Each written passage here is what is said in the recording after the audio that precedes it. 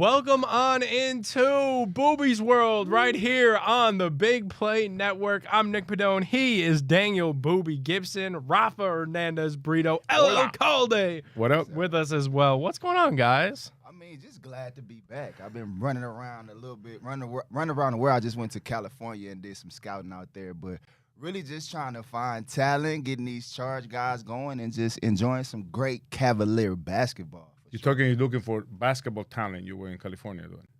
Listen, I'm open to all kind of talent, but specifically on this round, it was just a little bit. I just want to make sure so I can know I have my follow-up questions. Listen, now you know, I'm still in search for love. I'm working on that. I'm working on You that. got something for me? I'm working on it. My man, I'm working on Rafa throw me the law, baby, because I'm struggling out here, man. Valentine's Day rolling around. I'm working on it. Still trying to figure it out. That's super fun, Booby. Obviously, No help from Nick, though, huh? He's like, I don't got nothing for you. I got some hoops for you. Yeah, I do have some hoops for you. Today on the show, we are going to talk about our biggest headlines as it pertains to our Cleveland Cavaliers. We're also going to go around the league with the guys, get you guys caught up on the biggest headlines around the NBA. We're going to rank our top 3 favorite all-star events of all sports. Where does the NBA all-star game fit into that? We're going to actually skip our worst take of the week segment. You guys heard it here first. You get a week off. So if you've been firing off I guess Ralph scared them. They wasn't dropping no bags. bags. If you fire off something dumb I've this been busy. week, I haven't had time to police the internet. You went in last week, though. They gave up. They got right. No, there were some choices, but it was just like, I want to stay out of trouble, too, you know. So. Yeah. We're just taking the week off. So if you put something stupid out there, you coasted through this week, but don't think you're safe. We probably got it saved, and we're going to run it right back. Yep. It's probably just a 1 week delay on that segment. Booby, what do we got there? What do we got? Because last week we had the Care Bear in studio. Man, I guess I'm still in the vein of emotions. I got Oscar the Grouch this week. You know what I'm saying? Last week we had Grumpy Care Bear. Yeah. I just want Josh Chris to know, like, you got a couple, but you stuck on 2 or 3 now. You got to get go a little deeper in your classic bag, man, because I'm coming every week with something new, man. Shout out to Josh Cribs. Shout out. I forgot, I wasn't going to bring Cersei C here, of course, but, Moondog is my perro, right? Yeah. But he big time in Paris, man. Oh, my God. He came to say hello to Beckham and Ronaldo, and I'm like, Moondog! No way. And he's kind of like waved me back, so now I got Whammer back out. So the OG Whammer. One thing about Moondog, when I first came into the NBA, we did a McDonald's commercial, man. It was the best commercial ever. Like, he was with me, basically, and he was trying to order food for me, but obviously the dog, he can't really say it for me. Yeah, so it was a snack wrap. I think they bringing the snack wraps back, too. I was like, can I have 2 snack wraps with ranch? I was speaking for him. It was one of the best commercials ever. The best thing I think he does, for me, I think, is the running of the Bulls. When the Bulls are in town, he always wears the white with the red thing like they wear in Pamplona. I think that's kind of cool. Well-deserved mascot is of showing the year up for today. sure. Well-deserved mascot of the year last year because he does so much. Is that like self-proclaim, or is that something that they gave him that for sure? Oh yeah, I thought it was like a self-proclaim. Nah. Last year he was the winner of that. I think. Oh, he's been celebrating that every home game at the Fieldhouse. for the whole season, he wearing still big timey. I don't believe it. We don't like that. Moondog would never. All right. One time we'll have to get Moondog and Cersei in here for an interview. Feel like we'll be doing most of the talking. Have to bring their handlers. If I hit Moon, he'll pull up. If I hit Moondog, he'll pull up. He won't big time us. He'll pull up. That'd be super funny. All right, guys, we're going to get you into some actual Cavs headlines. I promise. Not that Moondog winning mascot of the year wasn't a headline, because it definitely was. More Booby's World straight ahead.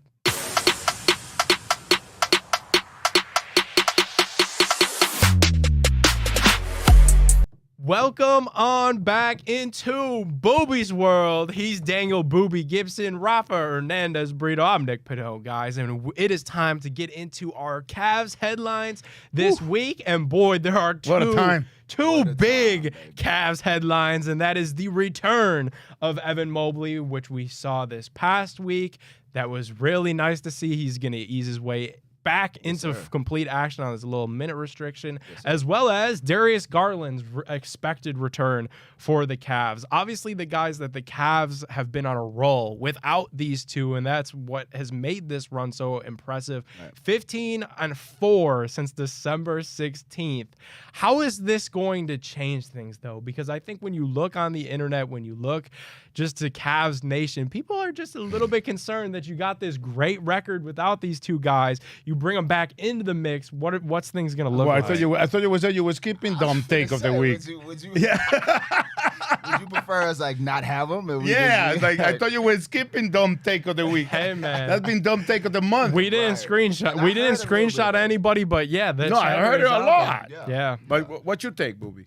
I just feel like we all are so in the moment fans sometimes, and we see like what's going on in the moment, and we're playing great as a team. But like I said recently, like it's a great problem to have a lot of different lineups that you can go to and figure out. And I think I even forgot just how special and how much he helps J.A. in that paint. Mm-hmm. And last night, he just made the Clippers look small. Like, they ended up without Zubac, and then they ended up That was my take, man. I don't want to say I forgot how good he is, but I actually was a little amazed at how good he looked and how easily we went back to your question and your take in the internet about, what are we going to do? We're so great with our Garland and Mobley. We should trade him and get rid of them or whatever you want to do. Yeah. I asked Kokoro after the game about that exact same thing, about the take of people being worried about how, and he said, listen, we're just going to be better. Right. We're just going to be better. We learn how to play. Obviously, there was going to be effects, the cause and effect, right? We already saw Merrill losing some minutes. We saw Dean Wade losing some minutes. Right. But if there are two guys that are about to lose the starting lineup that have been critical and huge for the Cavs in this stretch, which is Okoro and Wade, you know that they're going to continue to be that part. But obviously, there's not that many minutes, right? But that's a good problem to have. And I think with Garland coming back, he's listed as questionable as we sit here for the next game. As with Garland coming back and the identity that the Cavs have re-encountered, because it's not something that they just found. This is something that they have gone back to, right? To sharing the ball, to just letting the best guy, the open guy, take the shot. I think that is something that is going to be amazing to see. And again, not that I forgot, but it was great to see how he can sneeze a double-double without with minute restrictions. And Mobley getting and Allen still getting his double-double, 15th in a row, history for the Fro, and also 17 boards with Mobley in it. So it's like, I mean, it's just like you said, it's a great problem to have, and it's just seeing him out there helping anchor that defense. I just think now guys will start to get back into their roles, figure out what they need to do as a team. And I feel like as a unit, we got to understand that to win, it's about sacrifices. It's about guys figuring out, okay, what can I do for this? Now we see really talented, fully loaded roster of players that anybody can step in and play well. So that means every guy can every guy can be willing to go 110%, leave it all on the floor, knowing that when you get subbed out, that next guy is just as worthy of being on the floor as you. And contrary to popular internet demand, we have the perfect guy to get this group of guys to buying into the roles, to making sacrifices for the good of the team, and that is JB Bickerstaff. Absolutely. Because he did it before. He was able to get Love and Jetty and Rubio to buy into their roles, and now he's going to do it with this group of guys. And I'm not just talking about the support guys. The starters also have to make sacrifices. Absolutely. Right? Because of the way we're playing. Look at Donovan Mitchell, man. Donovan Mitchell is dishing double-digit assists and still averaging his 27 points. Without a problem, right? So everybody's buying into it. And again, I can tell you this, that we have the perfect head coach to make sure that everybody worries about that just one thing that everybody has to do to the best of their abilities without worrying about what the other guys are doing about their role. And just everybody does their thing, we're going to be there. Now, he had a moment, JB had a moment recently where he spoke to our guys, the charge guys. And the one thing that I left that meeting with was he said, just play for the guy next to you. If everything you do on the floor is for that guy next to you, everything else will fall into place. And our team did that, and we came away with a win. But I feel like that was profound because when you got a lot of guys on your team that can score by themselves, if they start to play unselfish basketball, I feel like it sets us up for the most success. And that will end up working to your benefit. Absolutely. All right, guys, this isn't an internet question. This is a Nick Padone question. So this one's coming straight from me. I always wonder this when these injuries kind of happen in a weird part of the season. Could this end up being a blessing in disguise in the sense that these guys have a little bit less tread on their bodies, a little less wear and tear come playoff time because they got a couple weeks, not rest, because obviously, at least in Mobley's sense, he was rehabbing to get back from that injury. But come playoffs last year, I felt like the Cavs were just so drained. Could this end up being a good thing that they missed some of this time with these injuries? Well, I think there really is something to that about guys having a little bit more fresh leg. I mean, let's face it, these guys are young, though, so we're not really worried about them wearing down. Like, you know what I'm saying? I think they like 19, 20, so they can handle it. But what it also did was it gave those other guys the opportunity to get, like, real game time reps. So now that when we do get to that portion of the playoffs, JB knows which guys he can put in those big-time moments that he could trust, that he doesn't have to worry about out there on the floor. And I think that's the biggest thing. How many teams out there, how many head coaches out there know for a fact that they have 12 or 13 guys that they can throw out there? Not many at all. And already know what their role is. Yeah. Not just because they're coming in because somebody got injured and in the playoffs somebody's not making shots. No. Just guys that he can just look back there and with confidence say, you come in here and you go in, and that person knows exactly what he has to do. Absolutely. So obviously you gotta make lemonade and maybe throw a little tequila in it when life gives you lemons.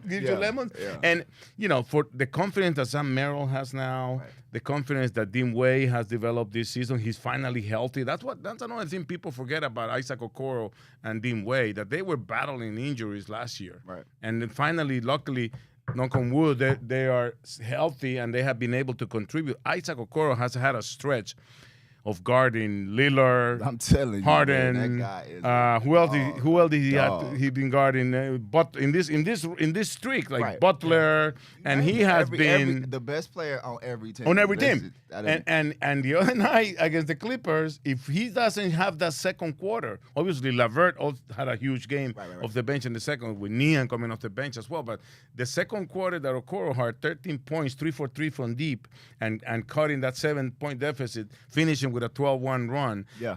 I mean, it was the part of the game where we actually went to the locker room and said, you know what, we can take these guys. Yeah, man, we got to understand, man, the NBA, we get caught up in different quarters of the NBA, but it's a long season, man, and every year somebody's going to go down. You're going to have moments where players aren't available. So this whole year is what you take each quarter to build yourself up for that time in the playoffs. And I just feel like to your point, it becomes a blessing in disguise. You don't want guys to get hurt, but when they do and guys step up and shine, it becomes a blessing in disguise. And again, I think we have the right guy who will have Merrill ready for that moment.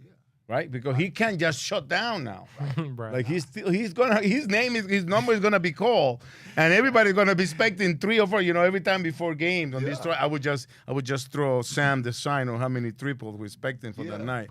And obviously, I know now the numbers go down because the minutes go down. But I think he's going to continue to be ready because mentally he has to change. And you know this, when you know you're not playing, it's so much easier than sitting on that bench hoping that you're gonna play, and then all of a sudden you go 3 games with DMPs. Right. But he knows and that's what he has to do now. So now he can go harder in practice, and he can go harder at the weight room just to keep strong and be ready. Shoot a little more in the pregame workout. So I think that's the beauty of the communication is the best. And he told us last week in the Wine and Gold radio show that this is the team where he has seen the most communication out of all the teams he's been. With a guy like Sam, he's a pro. Comes in every day, same routine, before and after. So when his number's called, he's not surprised, he's not worried because he's putting in the work every single day. And when guys are like that, that's why when he got called the first time, he was ready. And any other time he could call, he'd be ready. Because Sam is a worker, man, and it's just a joy to be around guys that understand that that's what gets it done. We knew since Summer League, that it was going to be a fun year and that there were a lot of fun moments in store for Sam Merrill. Obviously, we hope that there's more of those moments to come as the season progresses. Hey, guys, speaking of the season progressing, Donovan Mitchell was not named an NBA All-Star starter. Now, it's pretty obvious that the Spider and probably Jared Allen, too, will still be all-stars. At least they definitely should be. Right. But the question that we're asking today, was Donovan Mitchell snubbed of this all-star starter nod? I'll hold my beef with that until they name the second unit, because you know what, the starting role is a More of a fan. I mean, it's a popularity there you go. contest. Yeah. The event is in Indiana. Tyrese Halliburton had an amazing run with the Pacers going to the finals. And, you know, obviously, I'm sure they did a good campaign on making sure everybody voted for him. Right. Damian Lillard just changed coast and conferences. And I'm sure in Milwaukee, they're all really hyped up about it. So, you know, I always say, like, who will you take out? Right. When you beef about somebody not being called. So that's why I'll wait, because he has to be there. Yeah. He's one of only 3 players averaging 27 5-on-5, and the other two are Luka and Giannis. Yeah. So there's no way that, I don't care who's coaching, there's no way they leave him out. So I'll hold my beef to that. But like Jared Allen has to be an all-star. Yeah. There's absolutely no way, especially now that you're going to East versus West. Yeah. I mean, you better stop Embiid and stop when you talk about centers in the NBA, in the Eastern Conference. Yeah. Nah, yeah, to your point, like when you think about Spider, like I think it is a popularity contest. It's just whoever you can come up with the best slogan or make it look the best, come up with the best story. Promotion for voting. Yeah, for a guy to get in. I think it was one year like Yao Ming was leading all of the votes and he hadn't played but 10 games. So when you think about guys getting in as starters, that's for the fans. But when you, like you said, when you're thinking about guys that are voted in by the coaches and you get to that place, now let's make sure we get the guys in there that have proven it, that have been playing well all season and have earned that all-star nod. That's why I feel like it's validated the most, because I feel like that's where you see a lot of guys end up getting snubbed, because there's just so much talent at certain positions in the game that I feel like there's still going to be some guys that we felt like should be in that won't get in. Think about it, man. It happens every year. Bronson is up in the conversation, but I think the Spiders' resume with what we've been going through with a whole month of dealing with just playing a position that he's not used to playing and still having 3-4 games with double digit assists, having more double-doubles that he ever had in a season in his career, and just, you know, leading the conference in steals. You can keep, and I'm sure, you know, the Bronson side will be able to throw all that much. Yeah, but again, I always say, when you complain about somebody being left out, you have to come up with who will you take out of the guys that. And out of the 5 starters, I have to tell you, considering the circumstances and considering the way the process works, it's hard to.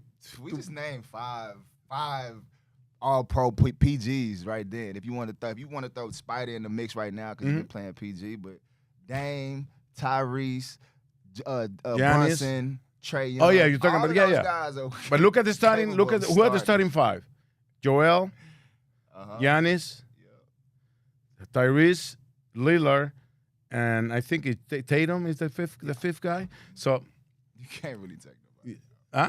No, I say you can't really. You can't. Why are you gonna complain? For me personally, I would go Spider over Ty, but I mean he's been playing well. Yeah, but then that's a message that you gotta send to the fans. Where were they when they were supposed to vote and 3-4-1 and all that? Don't complain of the Spider. Spider got left out because you didn't vote. That's the only reason. Nothing Spider did or nothing the league did. I voted. That's why he's not there, because people in Indiana. Yeah. Voted for Tyrese Halliburton, and people in Cleveland didn't vote for the Spider. So don't complain here by him being left out. You left him out. This is true. That's me complaining. I ain't heard that complain. That's what I mean. It's like now. That's what I say. I reserve my beef if he's left out, which would be a crime. Yeah. If he's left out of the second unit. You know, the guys, the bench guys, whatever you want to call it. If he's left out of that, then that's a real problem we have, because there's no way. It's no he's way. having an all-NBA season. All right, guys. Maybe the best shooting guard in the game right now. Yeah, absolutely. We are going to go around the NBA. Don't go anywhere. More Booby's World straight ahead.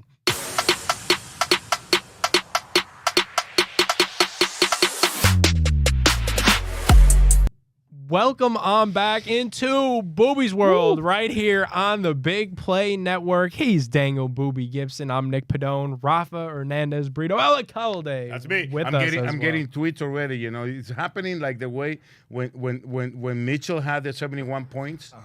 I was there, obviously, calling the game, and there were no more than 20,000 people at transformed Rocket Mortgage Fieldhouse. Right. And within a week, I talked to more than 500,000 people that told me that they were there that night. So that's what happened. Now everybody's saying they voted for Mitchell. So what? It's like stolen election. Something ain't right. It's in Indianapolis, man. Yeah. Recount. So they trying to say the Cleveland votes ain't getting come on. in. We got to figure it out, man. Exercise your rights. rights, making people. votes and they not getting in. Man. Something ain't right. Something ain't right.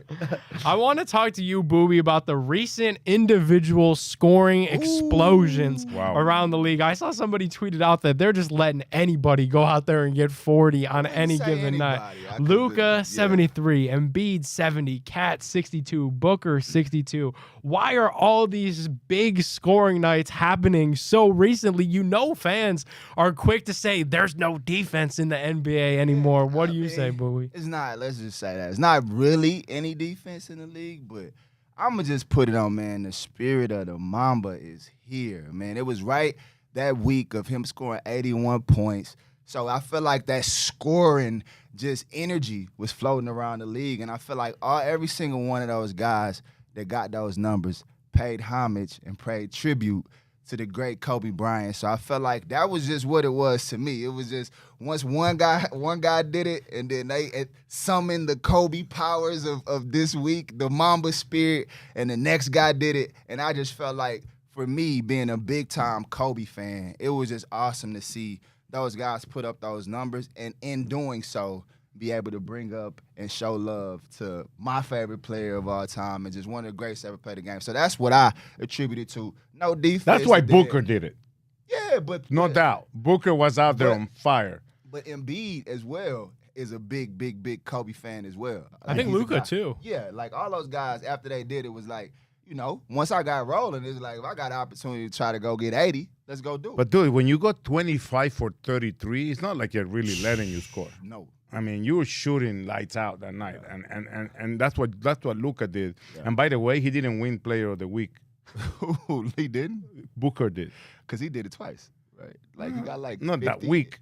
I think he got like 50 and 60 really? or something like that. Yeah, but 73, man, that's hard.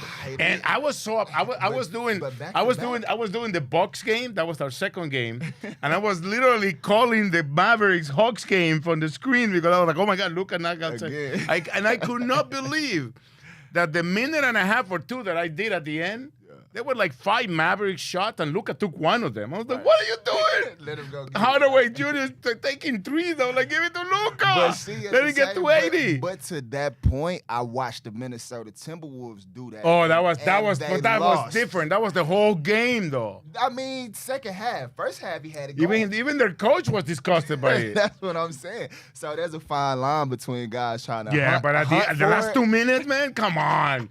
It's a crime that Luka didn't take all those shots. But see, that go to show you that 73, that 72 was real. That go to show you that he wasn't out there just trying to get numbers. Yep. He was just hooping. And, like, that's the one thing about Luka, man. Like, you watch him, man. It only took Embiid, 3 quarters to get 70. Yeah. That's the most amazing thing about these talented guys, man, is that I feel like those two guys, whatever they want to do on the floor, they can do. And I just feel like I want to see one of them get to that championship level. But as far as individual talent and being able to score the basketball, those are two guys that you got to send a double. In a different way, but yeah, they're both guys that can put it in the hoop. I love the way that Philly plays Embiid at the top of the floor. It's so hard to try to double him from the middle of the floor. I just wish he got more of his buckets, more of his points on buckets as opposed to like 30 free throws. I just think sometimes it's just disgusting. The way he goes to the free throw and the way they give him free throw. Like, he's a big guy. Can you imagine Hakeem Olajuwon getting all those calls back in those days? He would have shot 100 free throws every night. Come on. Hey, listen, if they caught a foul, it's a foul. I know that, but that's just like, to me, sometimes if other guys sold it more, they get more fouls. Like, he's selling it every time. Like that. I don't like that. It might not be fun for a fan, but them numbers and like the numbers he been putting up, the stretch he been on, is unbelievable. And then I'm sorry to go of Unbelievable. rundown here, but the NBA has to do something about Giannis' free throws. My God, he takes 5 seconds to do this thing that he's gonna miss. Like pretend he's missing the shot. He take 10 seconds before he even get the ball. This is the fun. I have it on video, and I can post it if you want. None of the 3 referees are counting him. That's because he takes before he. They gets should the be ball, counting I know, but they should be counting him. Man, it's too much time to shoot a free throw. All right, at the end of the day, It takes 15 to 16 seconds for a free throw. At the end of the day. Because he takes 5 seconds just to get ready. The referee is there waiting for him to give him the ball. It don't And he's take, doing this thing. it Like- don't take that much to make a free throw shot. Man. And you know It what the don't. funny thing is? It don't. Watch his free throws. He never does the same thing. That's the problem. Sometimes he dribbles 3 times. Sometimes he dribbles 5 times. 19 Sometimes he times. puts it around his left leg and his right leg. It's like, Yeah, dude. it's too much. The whole going- thing about that is to do a routine. Right, it's too much going on up here. Like Rick Barnes taught me, the less movement, less error, the most success rate. So if you can go from here to here and get it off. I always love the guys that don't even dribble, like Yeah, JR. 'cause JR that's- Smith didn't even dribble. He Nah, would 'cause just they get the say you ball go and from just, here to here, it's less room for error. But now you dribbling 90 times from here, deep breath, flip it. And yeah. It's so much room to And make this a is, mistake. and in there, I'm man. not even counting the 3 seconds it takes for him to walk to half court and come And then back to come the back. free throw line. Like, come on, you're trying to make the game faster? That's why you didn't want to have those takes in today, because you've been waiting on this moment right here. You had to watch that back-to-back games. Oh and my God! But it pissed I you know. off. I know there was a clip of Max counting counting on his finger. on That the was- lane, on the lane. Ralph, that was so funny. Because none of the refs are doing it, and I Now thought I you were get it. supposed to do it. That's what they do when they're gonna put it in bounds, right? Or true. when you're crossing half court, Hey, you always see one guy swinging the hand. He was right. You pissed. He don't like it. They got to do something about this. No, Rob, huh? Struce was annoyed saw too. it. Struce I saw was and like, and once he got to 10, He he just looked so like disgusted. Like Max Struce I was think they have literally to do something distraught. about it. If they want to speed up the game, 10 seconds is a lot of time. It's and gonna then, be and then one of again, those he's going to things- the line 15 But times. they be trying though with him. They try. He still do the same. They're not doing it anymore. They tried it that little time in the playoff, and that was it. No, tried I'm it. telling you, there was not one referee counting. I don't the understand. time. Yeah, it's too much, man. It's too much. And I think too, like they'll probably that's gonna be one of those things. They'll just have to talk about it in the off season, you know, because they're not just gonna. And you know immediately what? Start. It's good for him to look at that too, Yeah. because he's averaging like 60-something% from the free throw line. So he's Yeah, not it's working, horrible. dude. What's better? Is No. he shooting better? It's He's still not bad. working. Still really bad. And I feel like he sped it up before and he got better for a period of time, I thought. Remember when Corver had Tristan change hands? Wasn't Yeah. it Kyle Corver that Corver said, "Hey, was bro, left-hand- I mean, try your Tristan other shot hand"? left-handed, yeah. Jeez. I was on the team when he did it. I was like, what are you... Oh, that's actually better. Go ahead. My bad. 'Cause he shoots all What's his his name? floaters in the paint with his left hand. And I Jeremy was like, what are you doing? Sohan. That's do- one-handed, yeah, he like Plumlee does. Yeah. They shoot Yeah, left-handed. like you do your warm-ups when you do your routine shots at the beginning. He just took it to the game. Is that something that you actually get better at, Booby, or that, like in case of Shaq, was his hand too big? Yeah, I think for some guys it's hard. It's just hard, right? It's like There's shooting, no like, shooters. on a Nerf goal. Like when you at the house, it's hard to shoot there when you got those big hands like Yeah. that. And so I feel like for some guys it's just tough, but it's also finding a rhythm and a routine that just puts you in a place that you're not thinking about it. Mm-hmm. Like that's what I hope that Giannis could do. Like so, even if you missing, like just have a routine that you're okay with, that you stick with. And then then can I just ask you a question master as a mere mortal, talk to him. and you're an NBA player? Why do they shake hands when they miss the free throw? Like, what the hell? That's another 3 seconds Rob right has there. so many Hey, gripes. shit. That's today. another 3 seconds right there. Like he airballed the free throw. Everybody like, hey, good job, man. Good job. Yeah, because that's what the hell? so just for you. When you airballed your free throw, would you be okay if if everybody was like, Yeah. Yeah, that is kind of. you better fucking make it next time? Nah, that ain't, you know what I'm saying? Nah, I'll be just, come on, Booby, you get the next nah, one. when Put it behind you. That's what you That's do. it. When they shoot the airball, But it's you like, all alright, the bro, time, man. All the time. Next It's one. like, Yeah, you gotta come support on, your- get the game support your going, man. teammates. Ralph like, nah, you got it. I did Come on, not get, think get that. a little harder, Booby. I did not think that we would be breaking down free throws, but you never know what you're gonna get into on Booby's World, especially when Ralph comes in here all riled up with all these takes. And the best part of the show is yet to come. Which Yes, sir. all-star events are the Ooh. best? More Booby's World right after this.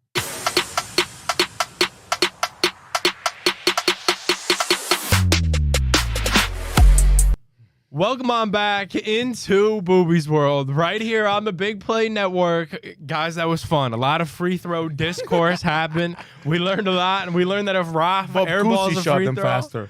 me and Booby still got to go give him the high five. Ralph don't care about your misses. Make it. Just shoot it, man. Better make it, or you're not getting no high five from Raf. I'll tell you that. Yeah. All right, guys. Today we are going to rank the top 3 favorite All-Star events, and this could be from any sport. So we're talking, we could blend these, home run derby, celebrity softball, dunk contests, 3-point contests, rising stars, any of the new NFL Pro Bowl things if we want to get into that. It is truly an open forum for our top 3 All-Star events. I feel like knowing you guys. I know what it ain't. It definitely ain't the Pro Bowls, the gymnastics. None of that. None of the dodgeball. The trampoline is crazy. What they do to try to do the trick catches. I ain't going for any of that. To me, the best one is the home run derby. Okay. Because you get the guys that actually hit home runs competing against the other guy, the best guys that hit the ball deep, right? Yeah. And they have tried to do different things with the golden ball and the 20-second bonus, and now they take a break. So I like that. I don't know if you know, but I'm a big time. To me, hockey is the most exciting sport, live or on TV or wherever you want to play, whatever you want to watch it. Fight all the time. Yeah. You just like fight. Clearly, you like MMA. You brought up MMA and boxing last time. You just like to fight. The skills challenge in hockey is awesome. When they have the shooting and hitting the corners and stuff. Yeah. That's good. And, from the third one, you can pick the slam dunk championship used to be a so really cool. good event. I think now the NBA is throwing a new wrinkle on the 3-point shooting contest with Sabrina and Steph going at it. Yeah. I don't know, but I think I'll reserve my right for the third one. I have to think about what. I mean, I would probably go, obviously, like the NBA's version of the home run derby is a 3-point shootout. Like, that's my favorite, clearly, because I just like seeing the best shooters get up there and have an opportunity to duke it out. I go with home run derby second because it's kind of that same thing. Like the best of the best. The best guys going at it. Get up there and do what they do. The slam dunk contest gets a little shaky just because of it's just only so many dunks that you could do. How will you make it better though?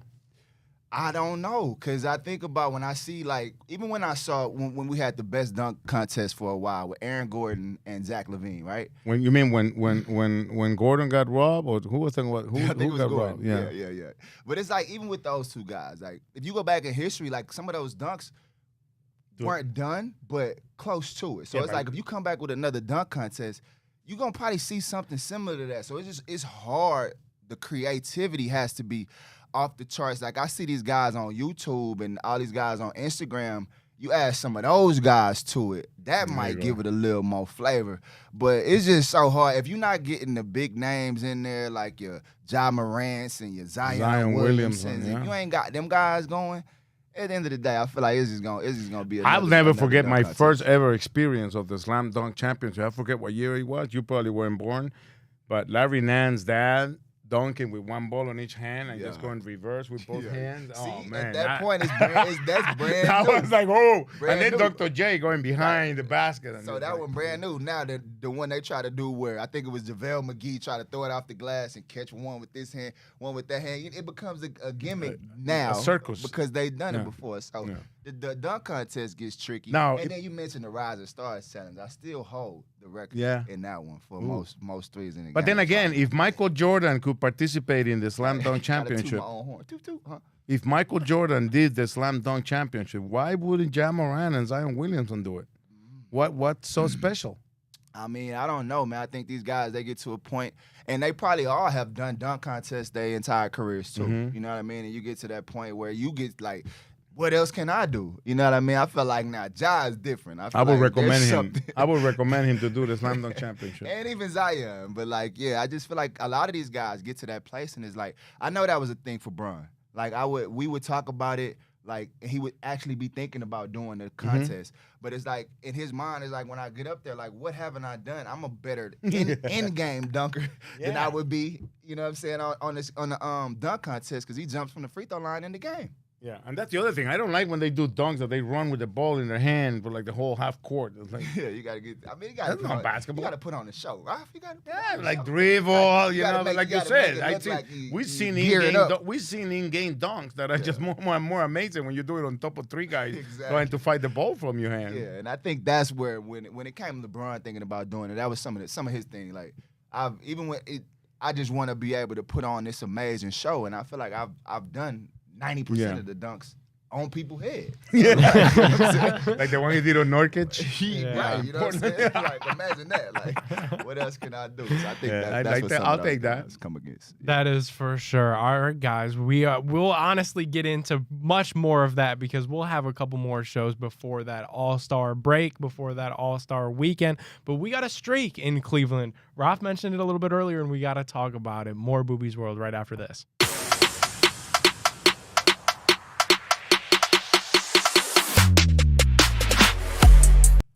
Welcome on back into Booby's World right here on the Big Play Network. I'm Nick Padone. He is Daniel Booby Gibson. Rafa is chugging his water. Rafa, H2O, baby. what's going on, man? All right, so we have this record going on in Cleveland, and usually when there's records going on, you don't really want to talk about it that much, kind of keep it hush-hush, but Jared Allen is on an absolute tear with these double-doubles. It feels like night in, night out, he is going to get a double-double. Booby, though, when you have a streak going, even if it's not like a record per se, but just a really good streak going, do you try to not think about it because it's like don't mess this up, man? Like, hey, man, shout out to my Texas guy, man, for getting it done. But you don't think about it. Hey, yo, you forgot? Yeah, Big Cookem. Pick the fro. Pick the fro. But the thing about it is, when you get on a tear like that, you hope to just be in another world. You hope to be in another zone. And the one thing about Jay, he don't really like that. It's him. He gonna get those. That's just who he is. He gonna rebound his space. He gonna guard the yard. And if you hit him on a roll to the basket, he might punish. He might dunk on your head. Like, we know who Jay is, and he gonna bring it every single night. So you would hope that he would get into that zone where every rebound is mine and every finish is mine. And then those double-doubles just start to happen. And I think it was good to see him do it with Evan on the floor last night, because sometimes both of those guys are so talented. They get each other's rebounds, and so, the double-doubles tend to go to one or the other. But I think it was just great to see him take that step with his bro out for that time and hold down the fort and just make sure that the paint was taken care of this whole time. Talk about benefits of like the blessing in disguise of the injuries. With Mobley going down, I mean, I know J.A. knew that he had to step up his game in protecting the paint. I know we always been successful as throwing 2 7-footers out there. Okay, you get by one, there's another one waiting for you behind, right? Yeah. But so it was time for J.A. to step up. And I think what's amazing about his streak is that he's been also doing damage in the offensive board. Yeah. And that is something that changes completely our ability to dominate the paint, shots, our ability to get those second chances for those guys sitting out in the corner like Merrill and Wade and all those sharp shooters that we have. But I think it has been wonderful to see, because we see him work his butt off every morning, right?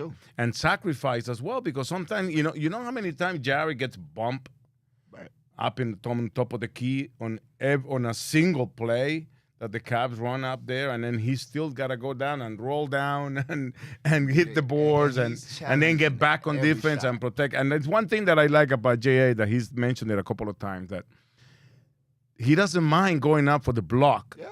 And he knows there's two possibilities. Either he gets dunked on or he's going to send that ball back where he was coming from. So one of the two. You cannot fear that possibility, and that's something that makes him great at protecting the rim. There you go. Those are the best rim protectors. The guys is like, all right, if you get he knows he's gonna be in somebody's poster. I'm gonna be here next time. Yeah. You know what I'm saying? And that's what puts fear in the hearts of guards or any of those guys going into the paint. And that's what I liked about having Ev back yesterday, because what ends up happening is when one of them's not there, is another one there. But you mentioned that the first couple of minutes, man, they look so small. I'm telling you, they look like little Mobley got to the rim with babies. 2 steps, 1 dribble, and he was already under the basket. Little babies, and we forget that we have the luxury of 2 active, agile athletic, too, man, agile 7-footers. And that's hard to come by. So I just think it was just great to see Ev back out there. But to J.A., I just love what he's been able to do over this time. And you know another thing that he has been able to do, and I'm sure it was talked about, is like usually when the big guy gets the ball up on the top of the key, the defending big guy will step back to like behind the free throw line to help. And J.A. has been taking advantage of that and putting it on the floor and attacking that big guy. And that's why he's been doing it. I mean, he's not just been averaging a double-double. I mean, it's 14 and 14 or something ridiculous like that. I mean, he's been destroying the boards. And not just that he's fighting with, I mean, he did it to Brook Lopez. Yeah. He was doing it, you know, when what are the big guys we have? I mean, you name Joker, it. Embiid, Plumlee was last time, Embiid. I mean, so it's like he's been really going up there battling and winning those battles. Yeah, nah, man. J.A., it's just a luxury to have a guy like that with no fear protecting your paint. And he loves my nickname, Mud Squad. He love it?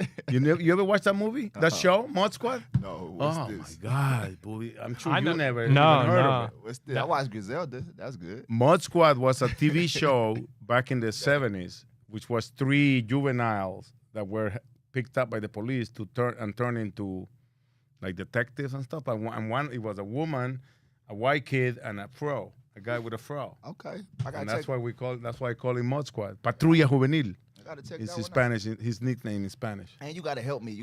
Like we didn't change our bench mob name. You gotta help me with some Spanish nicknames. Like I don't know, the Enforcer, El Enforcer. I don't know what it is, but like, I'll come up with one. Yeah. Like we got like 4 guys. Like we didn't change it because we were the mob for a minute. It was cool, but now we going with the Latin vibes. Like we the cartel. Ooh. Yeah, we come there. Yeah, we taking everything. So we need new names. We got the handshakes down. There you go. We need new names now. All right, new nicknames coming up. We are going to step aside. More Booby's World right after this.